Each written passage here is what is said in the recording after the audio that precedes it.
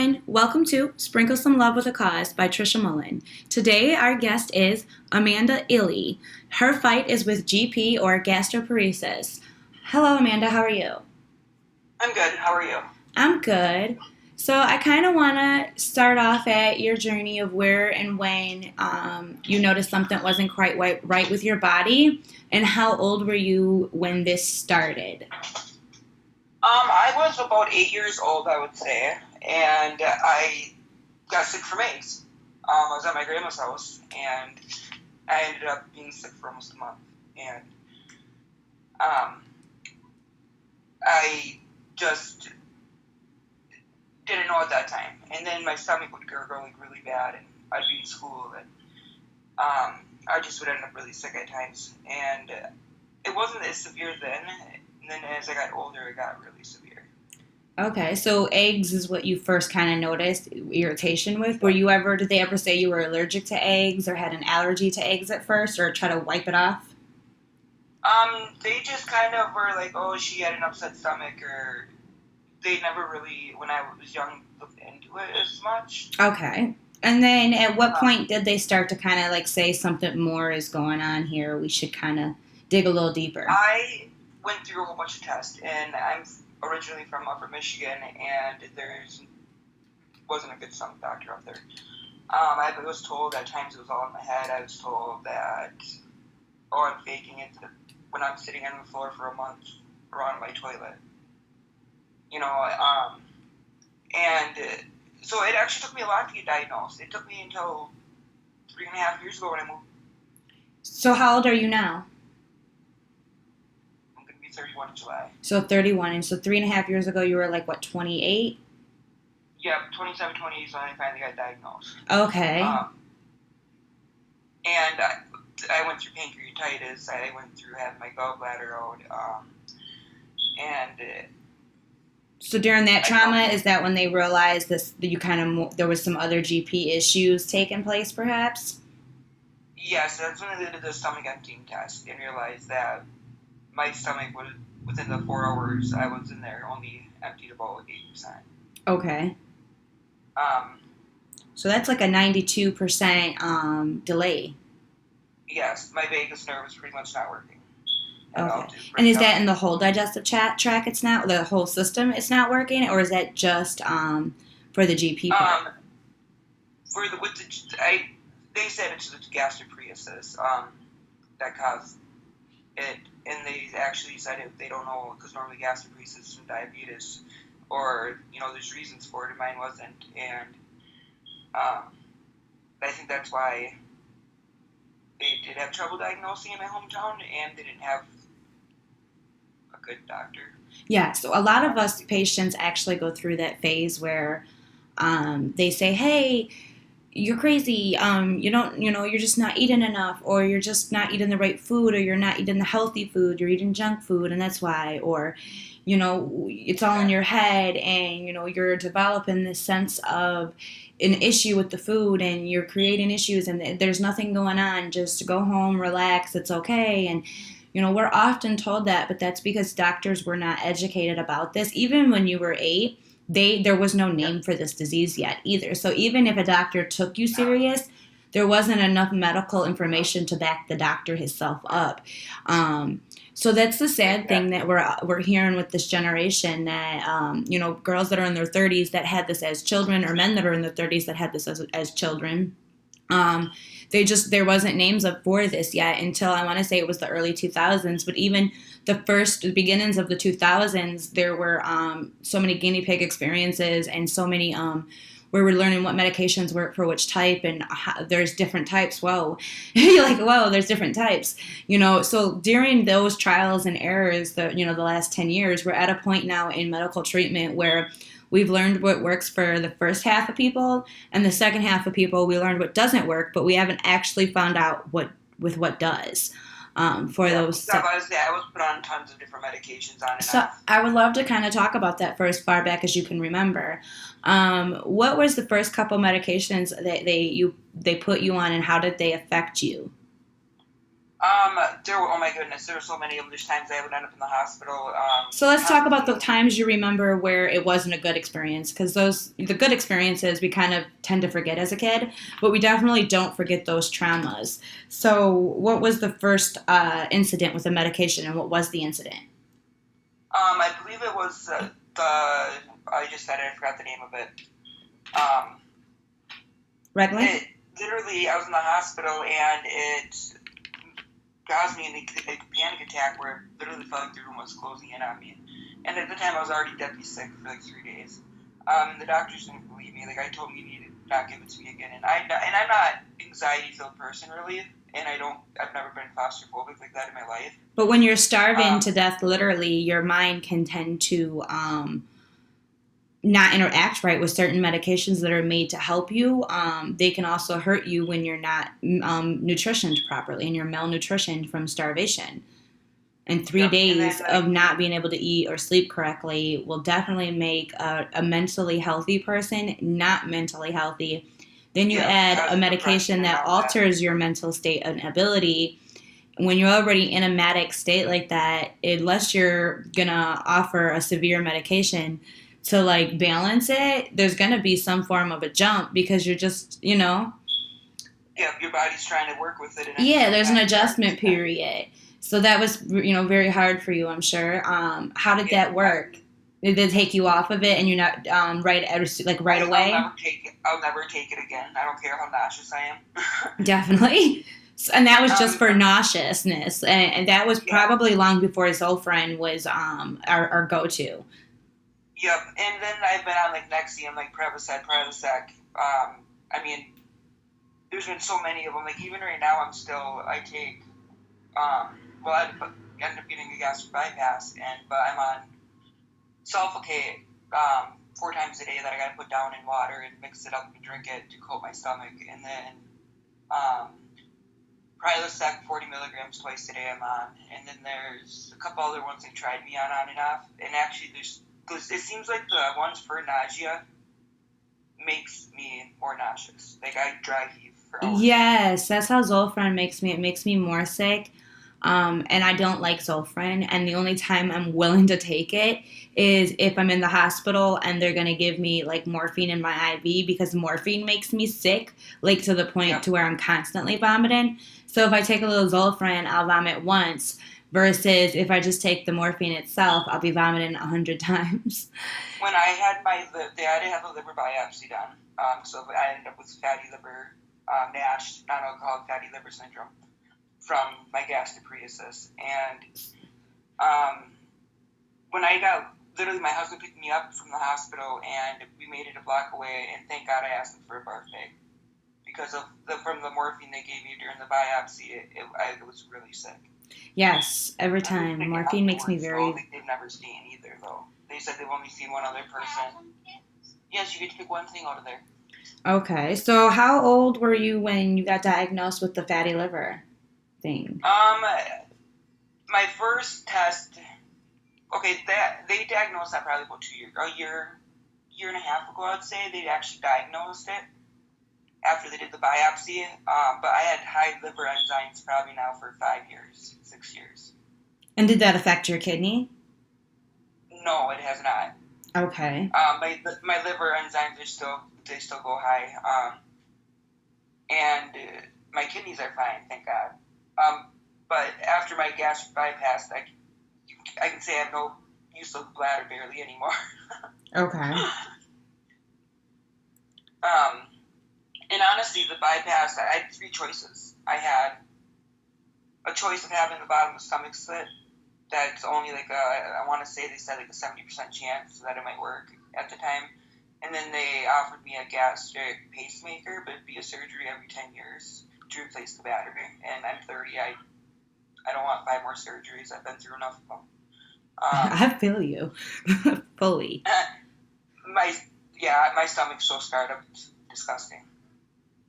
Um, and then I was offered the bypass, and because of no, honey, that's no. Can you please go to the room for a minute? Because of the bypass, I totally forgot where I was going with that. The bypass surgery, you were talking about like the scars from it and how it helped with your liver but did not affect your kidneys. No, my liver is still bad, but they're trying Oh, the to. bladder. I can't take Motrin. I can't take Tylenol. If I'm gonna drink, it's gonna be like one drink. But they also said it could have been caused from all the medications they've had me on and off throughout the time. Yes, medications can cause a lot of other issues as well. Yep, because there's no other reason for me to have NASH. They don't know why. And how does that affect your body for those of you who don't know what that is?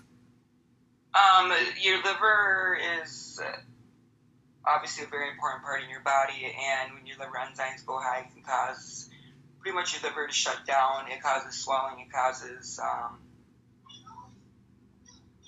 can cause cancer. I want to say it's called cirrhosis or something like that. Uh-huh. And honestly, I really can't tell for most part, but that might be some of my problems that I may be mixing up with another. Okay. I mean, that's understandable because there's so much going on. It's really hard to know exactly the difference of what's what, especially when it's all kind of in the same area of the body. Yeah. And then my bypass itself, honestly, because I actually was overweight with my gastroparesis because I went to eating foods that was easier for myself to process. Like I couldn't do lettuces, I couldn't do nuts, I couldn't do meat, I couldn't, like there's a lot of good things I couldn't do. I couldn't process, I couldn't break it down, and end up as a hard ball in my stomach, rotted. And then I'd get the sulfur burps and be in pain for a long time and not be able to eat or drink. And then I would drop 20, 30 pounds during that time. Okay. And now with the gastric bypass, I went from my high weight was 249, and then I'm down to 125, 130, but I'm still having problems eating. But you've lost 50% of your body mass. Yes, I think it's more of a learning curve, but at the same time, they told me if I keep losing the weight, I'm going to end up with a feeding tube anyways, and that's what we were trying to avoid. Yeah, so what is your current go-tos right now? Like, what do you feel is working for you currently? I can do things like, I can eat some meat now. I can do like chili. I just made 30 pounds of chili, actually. Soups, cottage cheese, protein drinks. I love my Fairlife protein drinks. Okay. They're my savior. And I make homemade jam. I used monk fruit in instead of sugar. And my Fairlife regular milk is another go-to, and then the Fairlife Core Power 26 milligram chocolate one, or 26 things of protein. As long as I get my protein in, that's my biggest thing, and making sure I'm trying to eat. So it's still a struggle every day. Even after having a surgery that was supposed to really help it. But it's a whole new learning curve, like I said, too, of what I can and can't eat now. Yes. So have you done a food diary? So like write down like what doesn't bother you, or write down the things that do to remember? Yes, actually, and I did a lot of that before, just because of there was times if I ate I could eat it one time and another time I couldn't. So I'd be like, well, maybe it's the cut of it or how I cooked it, and I did. I kept pretty good track of it before. Now I really don't, but I know kind of what is going to get me sick and what's not. Like I can't drink and eat together within a half hour. I can't do sugars now. Well, I can't do like sugar. I can do stevia or monk fruit or something that isn't going to obviously affect a diabetic, because if I get hypoglycemia where my blood sugar drops out, and then I get really shaky and sweaty, and then I sleep for 3-4 hours. Okay.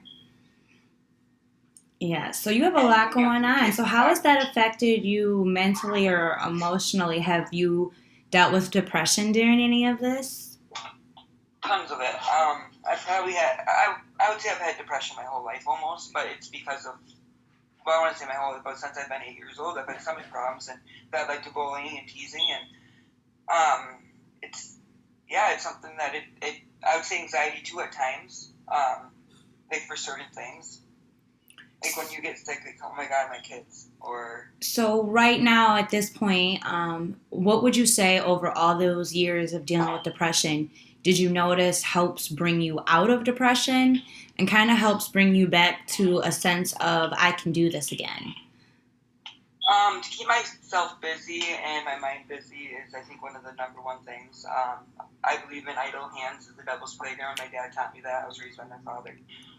That is a very So good saying. I love that saying, actually. I do. Yeah, it's one of my favorites, and I use it all the time. So I like my plants. I like my gardening. I actually do a lot of volunteering, and I just made 20 lunches for what they call the Marty bus here. That is a homeless bus for the homeless people or the people that just might have an apartment but don't have money for food to be able to go to a couple times a week.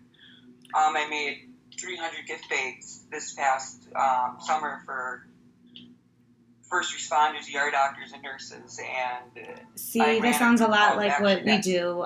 Me and my sister, who also have my sister has a little bit of a different fight than what I fight, but we're both fighters. And we this past year did like an angels program where we adopted families for Christmas, and we often do different things like that through some of our nonprofit organizations that we opened.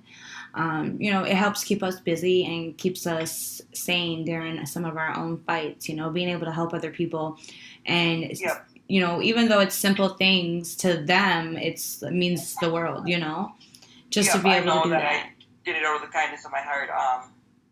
I sat there and I started a group around here called Basket and Bolt, where you would sit there, and I just started by myself. I ended up having to have helpers because it became so big. There was like 3,000-4,000 members, and to be able to assign them to the next person, and everybody would be assigned somebody, and they put a basket. Yeah, we have some of those around here, and I've done some baskets in some of the groups I do, and then in my sister's group, we also deliver baskets. Baskets is a very big thing. Actually, since the pandemic started, I've noticed that it's become a really big trend. But it brightens so many people's day just to get a random gift out of kindness or appreciation. And not knowing where it's coming from. Yeah, surprise. Like I said, it's Basket and Bolt, and some of the videos are so cute of people having their kids run up with these huge filled baskets of stuff for their whole family. So what's the name of the group again? So for those of you who want to join, this is located on Facebook, and the name of the group is? It is Basket and Bolt, Marathon County, but it Can is you actually spell not that? currently running. Basket and Bolt, Marathon, Marathon County. We currently aren't running, but we did it for 3-4 months, and it got so busy, and summer came, and we closed it down. It was just something to do during the pandemic, just brighten people's days. Okay, so it's not actually current. Like, can people still join right now? If they were to send me a message saying they wanted to join, I would accept it. Yes. Oh, okay. I haven't been accepted back because I still do have it. Okay. It's still open. Awesome. I'm actually gonna check just to make sure. And then Basket and Bolt, Marathon County. Okay. And then that's something like you guys do to help brighten up people. Is that just for Michigan residents? I'm actually now in Wisconsin. I moved to Wisconsin, like I stated earlier. Oh, okay. So it's Wisconsin residents. I'm sorry. Yeah, no, you're okay. Perfect. Is it a you did say the county. Okay, that's why I was like, I don't know where that is in Michigan, and I was a little confused, but that's why, because it's Wisconsin, and I'm not from there. Yeah, Marathon County is in central Wisconsin. I'm from actually upper Michigan. I was raised there. Okay. My whole life I missed it, actually, but there's more work down here after my husband's work burnt down. Yeah, there's not that much work out here nowadays, especially after the pandemic. It seems like everybody's unemployed. Like, the group was, like I said, was just to brighten people's days. And it did amazing, like, it really did. And I've thought about opening it back up, like, for, like, Christmas time or something like that. That would be awesome. That'd be something to do, for sure. Or using it, like, for people that are running fundraisers, so they have a place to post them, like. Yeah, that would be something, in the future we could definitely link up on. So my next question for you would be relationships and love. I hear them little babies in the background, so I know you have some type of love life. How has your medical issues affected your relationships with your lover? I am very lucky to have such a supportive husband. I've been with him 10 years, and we've been married 6 years, something like that. And I know it's horrible. We had 3 girls. There's been times like, I mean, he worries about me. It's scary for him to have to watch me go through it all. Mm-hmm. But he's supported me all the way. My kids, when they know I'm sick, they'll do anything to help me. That's good. So your family pulls together to unite and help you during your times of need. Yes. I mean, it became stressful, don't get me wrong. There's been times where I'm sure my husband's just like, screw this. Screw the whole thing. Depressed. I mean, the depression, too, it causes both of us because nobody wants to see their loved ones sick. And then it causes anger with anxiety, you know. Yes, it can definitely put a damper in any relationship. It can also be an upper in any relationship. It has its moments to be both. Yep, and I was going to say it's brought us, I think, a lot closer than a lot of relationships. A lot of relationships are because of we've had to pull together. I've tried to work, and there's times I would get to work, and because you have to eat before you go to work to get some energy, I would end up having to call in right in the parking lot, like, I'm here, but I'm in the back, and I can't get out of my car. Right. And not being able to be that physically healthy to do the simple things, to be able to work and provide for the family also takes a toll on things. It does. And my husband thankfully works full time and does a wonderful job taking care of our family, but at the same time, when you still don't, I mean, he makes okay money, but it's still, when you can't work, it is stressful. I hate not, like, I haven't worked in about 6 months because I had my bypass and I was so sick, deadly sick all the time.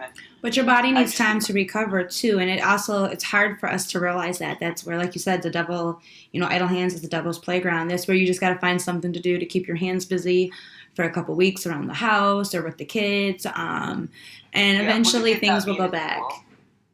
And that's what I do. That's what I did do have to do. And I actually am just getting ready to go back to work. I've done home health and hospice my whole life. Okay, so helping other people is part of your actual job. See? Yep, so I'm going to try it out again, but I'm going to go in as casual. So it's a little more flexible because I don't want to get a job and not be able to do it because of being sick. Yes, that is something very hard for most of us to come to terms with. Do you have a family that supports you, like your moms, your sisters, your brothers, or any father? My dad is very supportive. My mom, I really don't know. I met her when I was 15, and she was pretty useless. I don't mean to be rude about it, but well, it is what it is. So let's talk about that daddy then. So he's been very supportive.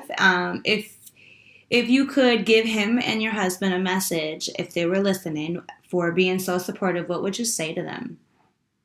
I would thank my dad from the bottom of my heart for making me who I am and being there for me, and doing what he had to do to take care of us. And then my husband, oh my God, I couldn't do it without him. I mean, I could, don't get me wrong, but I love him, and he's amazing.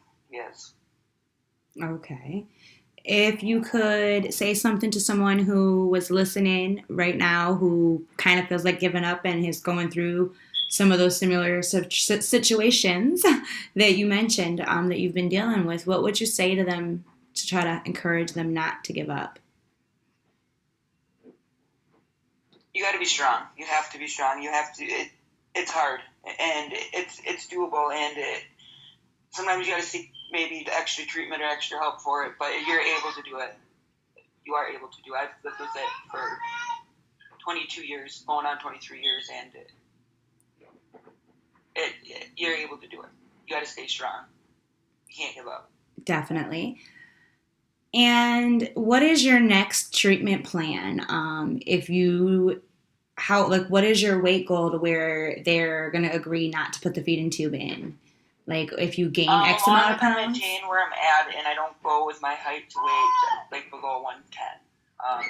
They said if I get down to, like, 110, then they're going to really encourage me to get a feeding tube. Because I already told them I won't get one. I don't want one. I don't want my kids to have to. I'll do anything I can not to have to do it. Okay. And I have noticed since my surgery. Have you tried Ensure yet, or any forms? Yeah, have tried some. Well, after my surgery, I was on pure liquid diet for a month, Well, even and now, just implementing them like twice a week or 3 times a week would help you well, to that's get. where my Fairlight protein drinks come in. And Okay. I have to watch the sugar intake in a lot of those. And my nutritionist actually has agreed on the Fairlife as long as I'm doing that. Yeah, I've never had those, so I guess I should definitely look into those myself. You should. Okay, I do not like protein drinks. They're disgusting. But I I love can them. handle these ones. I love them. I only get the 26 milligram ones. They're like 40 or 40 something, but it's too much protein for me and it actually upsets my stomach. Mm-hmm. And I noticed in the last, well, I ended up with an ulcer after having the bypass done. Okay. And so I got really sick again from the ulcer from having the gastroparesis and then doing the surgery to remove that part of my stomach. Actually, they only did a partial one. And then the ulcer came, and then I'm just, it's a learning process. It is. It's doable. Like, I'm learning. There's going to be things I'll probably never be able to eat again. And there's things I'm starting to be able to eat. And I honestly, I feel a lot healthier than I did, I think, before, because I'm not going through those stomach attacks. Okay. I haven't had one, and have I gone through dry heaving and having real bad stomach ache, not being able to eat? Yes. But I have not had the sulfur burps or the pain in my stomach where I can't move, where my husband has to come home from work to take care of the kids and me. So I feel like I'm getting a little better, but still losing since November half my body mass is what scares them. Yes, that would be lower. a big fear for sure. And now that you've lost half, your goal is to gain back at least a percentage. So I would definitely like to do a follow up with you to see if you do accomplish that mission or to see if you end up having to get the feeding tube, which I definitely pray there's no feeding tube, and I definitely pray that your mission is accomplished. Yeah, I think my biggest mission right now is probably maintaining the weight I'm at, because I am at a healthy weight right now. So maintaining it would be a good thing for sure. Yes, I go 130 because of, with my BMI, it's like 111 to 140. So I don't, like, it's, though I'm still losing is what they don't like. Okay. If I can maintain where I'm at, they will be okay with it, I believe. As long as I'm eating and getting the proper nutrition and my nutrition levels come back okay. And they have been.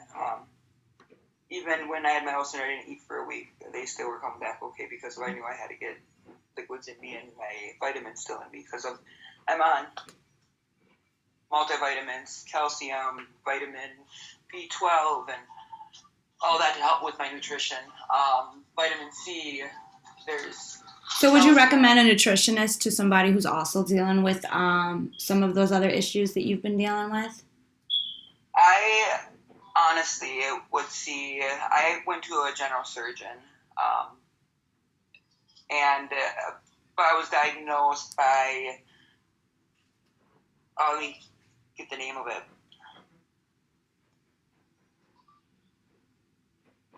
I don't know. I don't remember the exact name, and I don't want to... No, that's fine. But you had a nutritional issue that you obtained a diagnosis from, but you can't recall the diagnosis. But during that's what led you to a nutritionalist. Yep. Okay. The GI Associates is the one that diagnosed me. The nutritionist I actually seen before my bypass to make sure there wasn't something else we could be doing instead of having surgery to try to, and then Surgical Associates is the one that gave me the choice of what I could do. And they're the ones that did my surgery. And honestly, he did an amazing job. I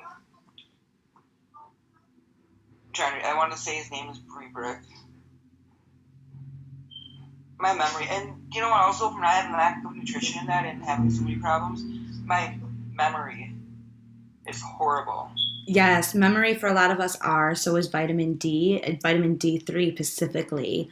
which also helps the memory, along with vitamin B12, which also helps our memory. And when both of those are depleted, the memory is also depleted. I hate to say it took me years to understand that. And now those are the only two pills that I will randomly take whenever I feel like I'm getting sick is my vitamin D3 or my B12 because I feel like those really help me a lot. And my brain and my memory are like something I desperately need. And I so notice the difference when they're low. Not only that, but I can feel lightheaded, dizziness, or see spots at times, almost as if I'm a diabetic, but I'm not a diabetic.